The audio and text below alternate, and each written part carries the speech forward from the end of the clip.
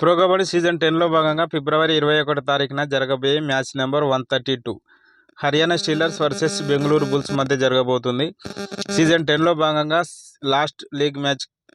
ఈ మ్యాచ్ తర్వాత ఫిబ్రవరి 25 తారీఖున ఎలిమినేటర్ 1 మ్యాచ్ జరగనుంది. ఈ రెండు టీంల మధ్య హెడ్ టు హెడ్ రికార్డ్స్ ఎలా ఉన్నాయి, అలాగే జరగబోయే మ్యాచ్ కోసం రెండు జట్ల స్టార్టింగ్ 7 ఎలా ఉండబోతుంది చూద్దాం. ఈ రెండు టీంలు వాళ్ళాడిన లాస్ట్ మ్యాచ్లో ఓడిపోయి వస్తున్నారు. హర్యానా స్టీలర్స్ పునరిపల్టన్తో జరిగిన మ్యాచ్లో ఓడిపోయి వస్తున్నారు. బెంగళూరు బుల్స్ దబాంగ్ ఢిల్లీ కేసుతో జరిగిన మ్యాచ్లో ఓడిపోయి వస్తున్నారు. ఈ రెండు టీంల మధ్య హెడ్ టు హెడ్ రికార్డ్ చూసుకున్నట్లయితే టోటల్ 9 మ్యాచ్లు జరగగా బెంగళూరు బుల్స్ 5 మ్యాచ్లో విజయం సాధిస్తే హర్యానా స్టీలర్స్ 4 మ్యాచ్లో విజయం సాధించింది.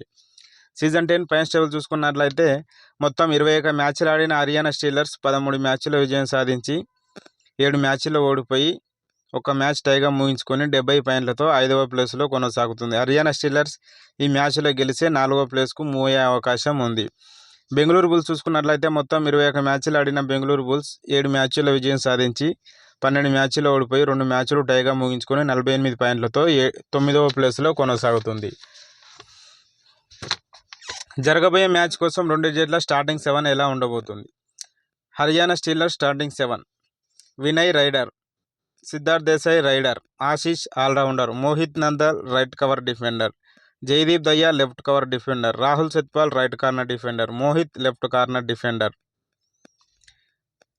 Bengaluru bulls starting 7: Sushil raider, Akshit raider, Vikas Kandola raider, Sujeet right cover defender, Rohit Kumar left cover defender, Ran Singh allrounder, Saurav Nandal right corner defender.